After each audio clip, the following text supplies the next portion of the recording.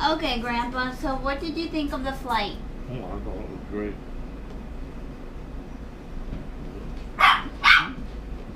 What about the delay? Had a Did you good have a motor. delay? I had a good motor too.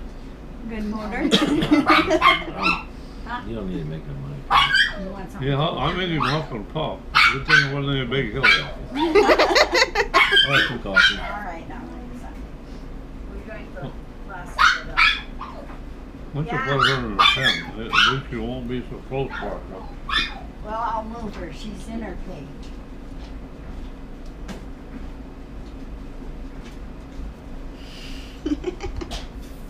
What? Okay, so what happened right when you got to DC? We left the airplane. Yeah, what happened at the airport? Well, did they give us? Yeah, they gave us something to eat there, didn't they? Yeah. While we waited for the buses. And you had a choice of a banana, orange, or an apple, and a roll, and orange juice. They give us this There's a lot of people there that greeted you. Yeah. That's what she's after. She don't care what you ate. No, everybody wanted to shake your hand. And I was like this going all day long. What did you think of that? Oh, well, that was nice, I guess. What was your favorite memorial? Well, they were all pretty good. World War II was pretty big. And we liked Vietnam and Korean were in the same area, not close together, but same area, along with the Lincoln Memorial, wasn't it? In that area too. And it was quite that was our biggest walk, wasn't it? Yeah. I mean, it was probably about 30, 40 acres. So Oh yeah. at least spread around, you know. And there was a lot of other people there too, of course. What did you think of what's the V-shaped one? The wall? Oh, that was Vietnam. Oh, yeah. That was quite interesting. The wall was, but the Korean one was the V-shaped one. The Actually, the wall is about all that was there for the Vietnam, that's all it is the wall, yeah. No. The Korean had Thousands of names on it. Figures in it, and that. And the simulated rice paddy, I figured it was. Yeah. It didn't. It had evergreens instead of rice, so it was little old ones. And it showed the little glass, like the walls were. It showed glass there. It was pretty.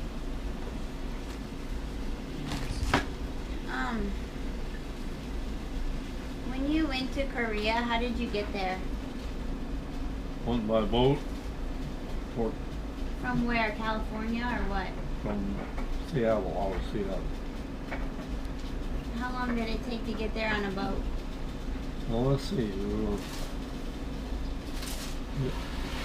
You gain a day going, yeah, you gain a day going over and lose a day coming back. So I went to bed and I remember it was a Wednesday night. Woke up on Wednesday morning. You remember that night, did you? That's the way it works when you cross that Yeah. date line. But how many hours did it take? Hours. I never tried to figure hours out. How many days? 14 days going and 16 days coming There back. you go. 2 weeks. Oh. 2 weeks. And a little You made it over. sound like flew over, went there overnight. Oh, no, we went by boat. Yeah, but you said Now they you. fly more somewhere, I think, to the Middle East. Yeah. So 2 weeks. 2 weeks each way. So what was it like in the boat? Well, I got seasick first day out of Seattle. I said I'm not going to get seasick. And so I went and there was other guys getting seasick. They had what they call them land swells. And you get them when you get close to shore. And then I got over it at the end of the day about.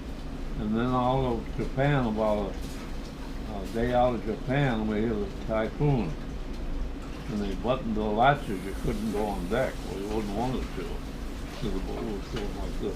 The prop had actually come out of the water when it was going with those big swells. How do you know if you couldn't see it? You could hear it roar when it comes out of the water. Oh, okay. How big was And this feel boat? it too, because the boat shook them. How big was the boat? It wasn't a very big one, there was about 3,000 of us on it. Oh, that's pretty big. Well, no, it isn't. It was single stacker, the one big pipe, you know, for the diesel engine.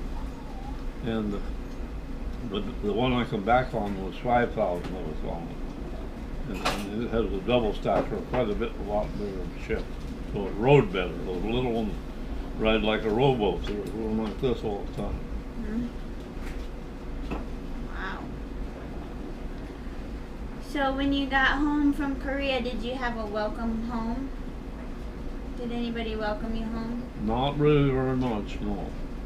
When I really got home, yeah. But I mean, when we lit on in Seattle, there was no ceremony about it. We just waited to get discharged. Was it like Vietnam where people were angry about the war or not really? No, not so much for the Korean War. Nothing like Vietnam. They got a rough treatment. Very rough, I'd say. How long were you in Korea for? About 6 months. That's as long as they kept most of them. Help yourself. What years did you serve? I went in September of 50 and got out in September of 52. And what was Camp McCoy like? Well, when I first got there, it had been pretty much all closed up after the World War II. Wait, And where they is just- it? Pardon? Where is it? It's in western Wisconsin, just east of La Crosse, about 30 miles off. And we didn't even have a Jeep when I got there. They weren't really ready for that war, I'm sure. Because there was no facilities there, only the old wooden barracks that they used during the World Wars. And a very light staff there all the time. We didn't have any Jeeps, we didn't have any guns, we didn't have anything. So what'd you do? Just, we couldn't really take a true basic because we didn't have equipment. So we just kept helping clean up the base and get it ready for more troops. Which there was a lot more came in the next 3 or 4 months. And when I came home the first time after I was up there, I took my pickup back because they didn't have any Jeeps to haul anything. And our guns came in, our rifles, and I hauled them in my pickup down to the place where they had steam cleaning, you know, because the guns, when they were packed away, most of them was from World War II, I'm sure. They packed them away in Cosmoline. I don't know if you know what that is. It's a heavy oil light, and the steam clean them to get all that off, because it would have been a big job to get cleaned up all that. Excuse Did me. anybody else use their pickups too? No, I think I was the only one there with pickup in our company. I was in a headquarters company, and you know,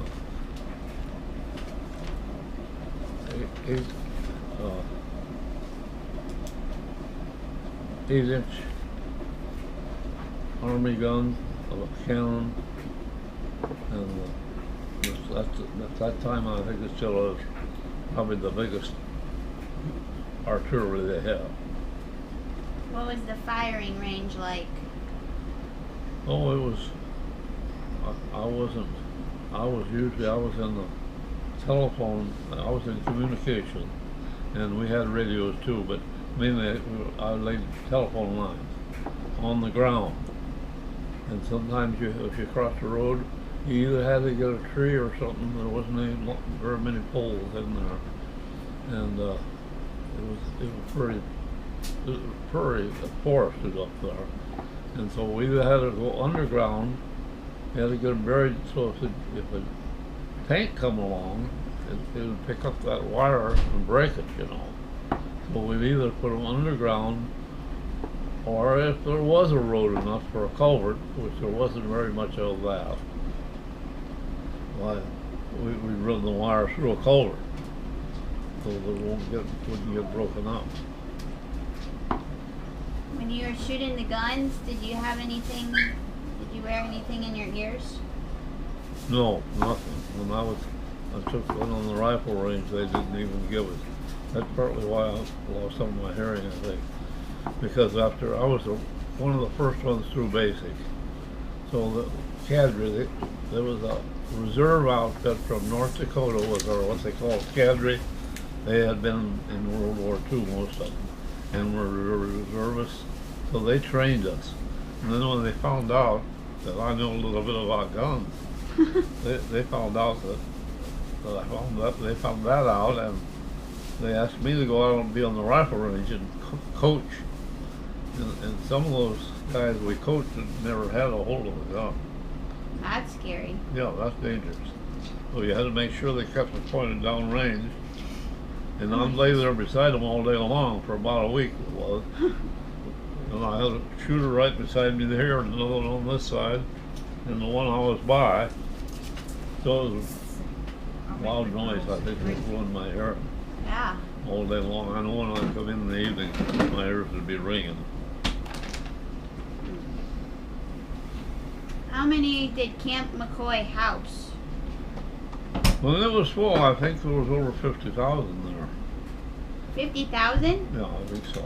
You're the only one with a truck? Well, no, we had trucks long before there was that many there. And there was trucks came in within 2 or 3 weeks, started coming in from out of, they had been in storage too in most cases. What time of year were you there? I was in there that winter. And it What, took us 50? 1950? 50, yeah. And I took basic there, of course, and it took us longer than us usual to get through basic because we weren't equipped for it. And they didn't even have good winter clothes. And it got 50 below that one winter, one morning. And there were several mornings that was over 40 below. Oh my God. And that was another thing that they didn't do much training when it was that cold because it wasn't safe to have people out there, you know. Yeah.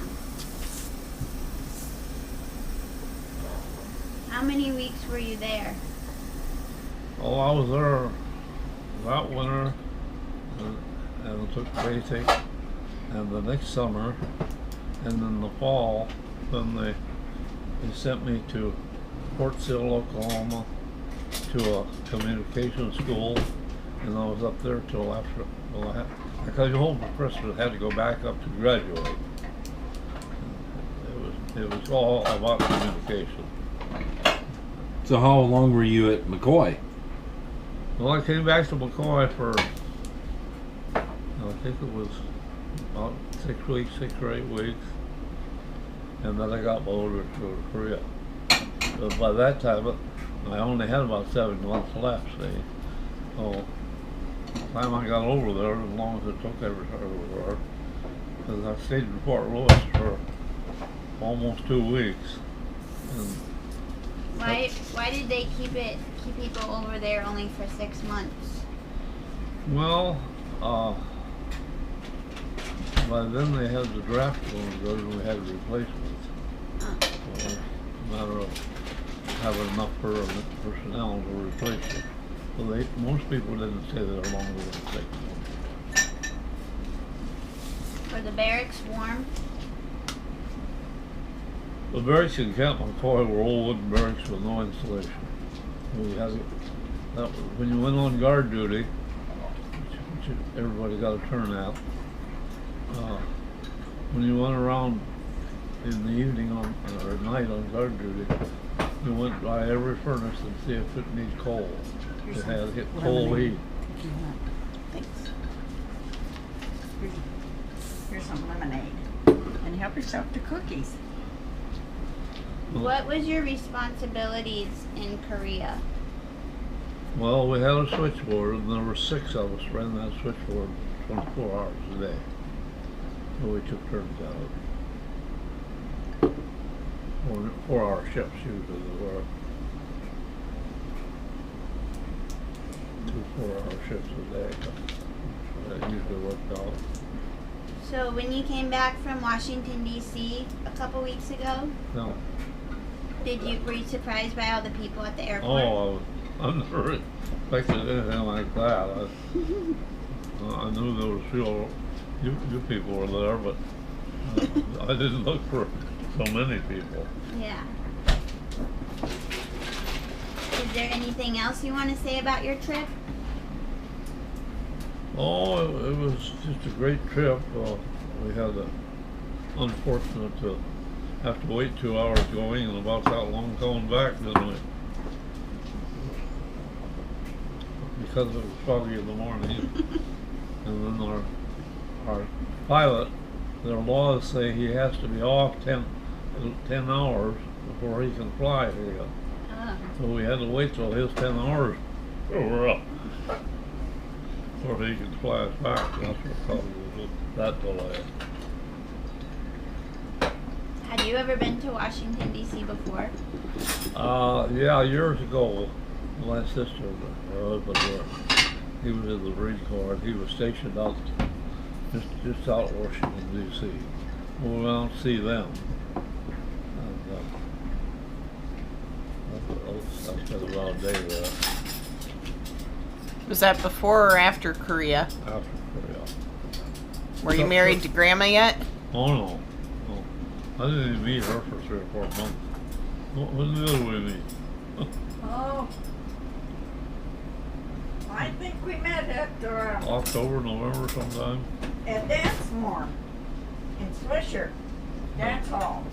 I think it was in the fall. What year was that?